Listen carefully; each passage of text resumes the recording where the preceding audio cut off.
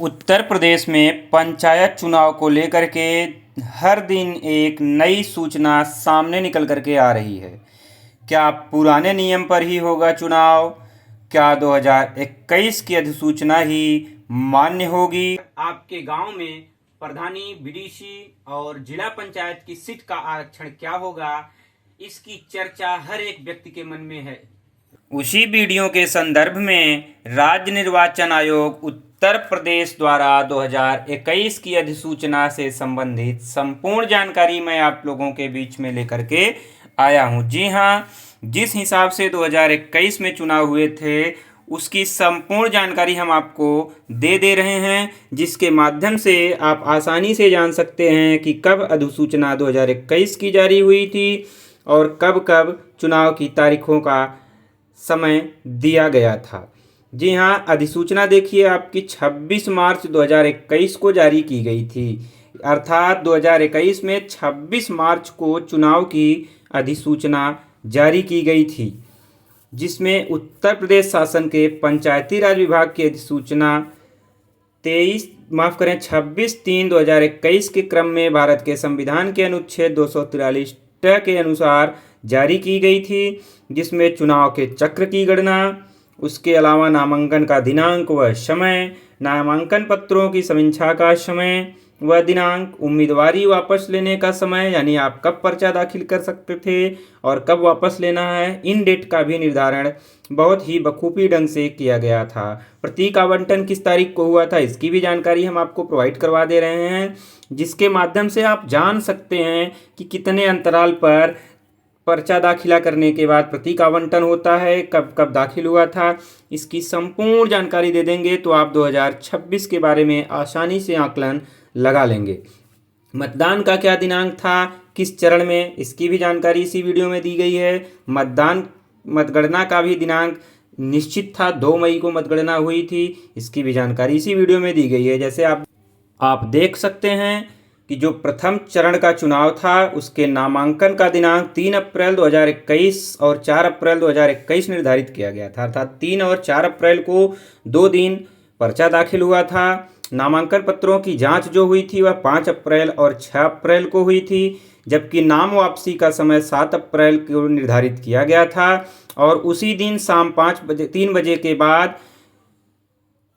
प्रतीक आवंटन अर्थात चुनाव चिन्ह का आवंटन किया गया था। मतदान की तारीख की बात करें तो 15 अप्रैल दिन गुरुवार को मतदान हुआ था और 2 मई को मतगणना हुई थी।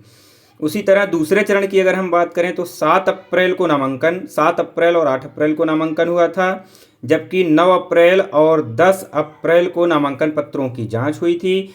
11 अप्रैल को नामांकन पत्र वापस लेने की अंतिम तिथि थी और उसी दिन शाम 3 बजे के बाद प्रतीक आवंटन अर्थात चुनाव चिन्ह आवंटित किया गया था। 19 अप्रैल को चुनाव हुआ था और 2 मई को मतगणना हुई थी।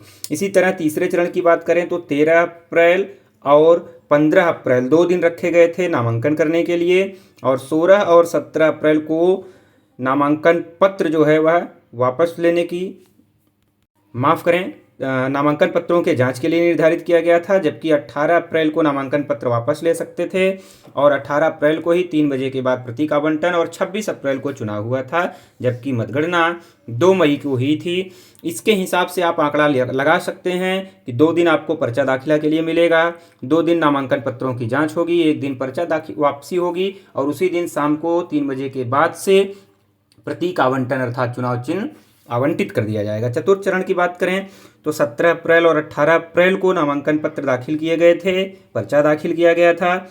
19 और 20 अप्रैल को इसकी जांच की गई थी, पर्चा दाखिला की पर्चों की जांच होती है 2 दिन और 21 अप्रैल को पर्चा वापसी का अर्थात नामांकन पत्र वापस लेने का समय निर्धारित किया गया था, जबकि उसी दिन शाम 3 बजे के बाद कार्य समाप्ति तक प्रतीक आवंटन किया जाता है। उसके अलावा 29 अप्रैल को मतदान हुआ था और 2 मई को मतगणना हुई थी। इसके अलावा हम आपको जिलेवार कौन से जिले में किस चरण में चुनाव हुआ था इसकी भी जानकारी इस वीडियो में प्रोवाइड करवा दे रहे हैं। तो उसकी जानकारी के लिए हमने अलग से एक सेपरेट वीडियो भी बना दिया था। अगर आप हमारा वह वीडियो नहीं देखे हैं तो आप हमारे इसी चैनल पर विजिट करके देख सकते हैं, लेकिन इसके अलावा भी हमने उस वीडियो को आगे दिखा दिया है। तो सबसे पहले बात करेंगे मंडल सहारनपुर की, अर्थात परिक्षेत्र सहारनपुर की बात करें तो इसमें टोटल 3 जिले सम्मिलित किए गए हैं, और सहारनपुर, मुजफ्फरनगर और शामली, जिसमें सहारनपुर को पहले चरण के अंतर्गत रखा गया है। वहीं दूसरे चरण में मुजफ्फरनगर ज़िले में मतदान होगा, जबकि शामली ज़िले का मतदान तीसरे चरण में सम्मिलित किया गया है। वहीं मेरठ की बात करें तो मेरठ में प्रथम चरण में गाज़ियाबाद ज़िले को सम्मिलित किया गया है, जबकि दूसरे चरण का चुनाव बागपत और गौतम बुद्ध नगर में होगा। वहीं तीसरे चरण के चुनाव में सिर्फ मेरठ ज़िले को सम्मिलित किया गया है, और बुलंदशहर और हापुड़ ज़िले का चुनाव चौथे चरण में संपन्न कराया जाएगा। बात करें मुरादाबाद की, तो मुरादाबाद में रामपुर को पहले चरण में रखा गया है, जबकि बिजनौर और अमरोहा का चुनाव दूसरे चरण में संपन्न होगा।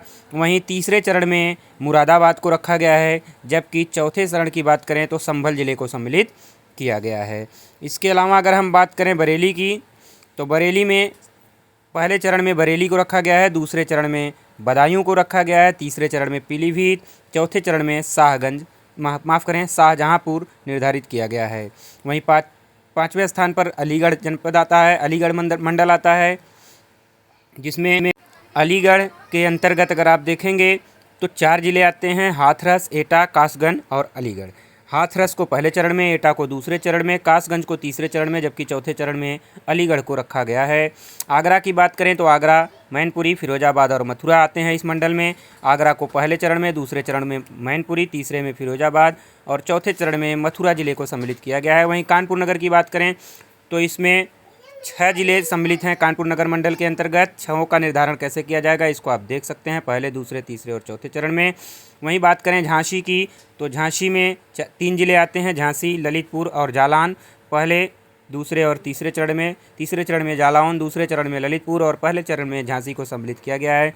इसी प्रकार आप देख सकते हैं चित्रकूट में 4 जिले को सम्मिलित किया गया है चित्रकूट मंडल के अंतर्गत, महोबा, चित्रकूट, हमीरपुर और बांदा। इसके अलावा प्रयागराज की बात करें तो प्रयागराज में भी 4 जिले सम्मिलित हैं।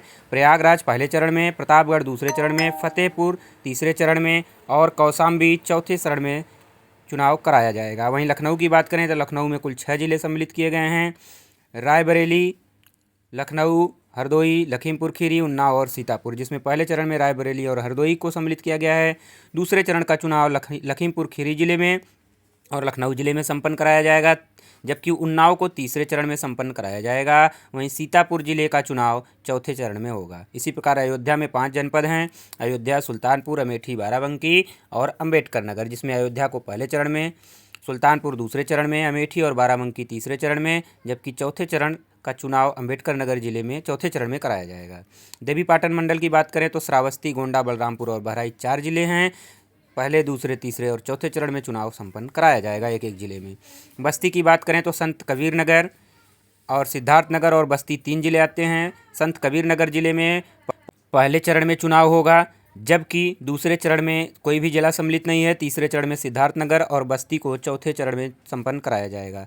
गोरखपुर मंडल की बात करें तो गोरखपुर मंडल में भी 4 जिले हैं, गोरखपुर, महाराजगंज, देवरिया और कुशीनगर। पहले चरण में गोरखपुर जिले में चुनाव होगा, दूसरे चरण में महाराजगंज में, तीसरे चरण में देवरिया और चौथे चरण में कुशीनगर जिले का चुनाव संपन्न कराया जाएगा। वहीं वाराणसी मंडल की बात करें तो जौनपुर, वाराणसी, चंदौली और गाजीपुर 4 जिले सम्मिलित किए गए हैं, इस मंडल के अंतर्गत आते हैं, जिसमें प्रथम चरण का चुनाव जनपद जौनपुर में होगा, अर्थात जनपद जौनपुर का चुनाव पहले चरण में होगा।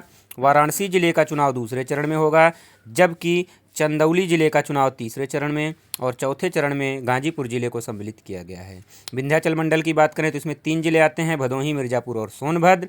भदोही पहले चरण में, दूसरे चरण को फ्री रखा गया है, जबकि मिर्ज़ापुर जिले का चुनाव तीसरे चरण में संपन्न कराया जाएगा और वहीं सोनभद्र चौथे चरण में चुनाव कराया जाएगा। इसके अलावा अगर हम बात करें आजमगढ़ मंडल की, तो आजमगढ़ मंडल में 3 जिले आते हैं, आजमगढ़, बलिया और मऊ।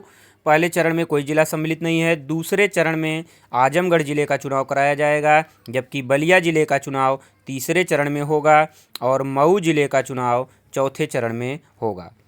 जी, ये संपूर्ण जानकारी हम आपको पिछले चुनाव के मद्देनज़र दिखा रहे हैं, जिसकी मतगणना 2 मई 2021 में हुई थी। लेकिन सेम मंडल यही रहेंगे, सेम जिले यही रहेंगे, चरण भी यही रहेंगे। इसी प्रकार संपूर्ण जानकारी निकल करके सामने आई है। फिर भी अगर आपके जहन में कोई प्रश्न है तो आप कमेंट बॉक्स के माध्यम से हमसे पूछ सकते हैं। कमेंट बॉक्स खुला हुआ है। अभी अगर आप हमारे चैनल पर फर्स्ट टाइम विजिट किए हैं तो चैनल को सब्सक्राइब करिए, वीडियो को लाइक करिए। अगर यह वीडियो आप यूट्यूब पर देख रहे हैं तो हमारे चैनल को सब्सक्राइब करें। अगर आप फेसबुक पर देख रहे हैं तो हमें फॉलो करना ना भूलें।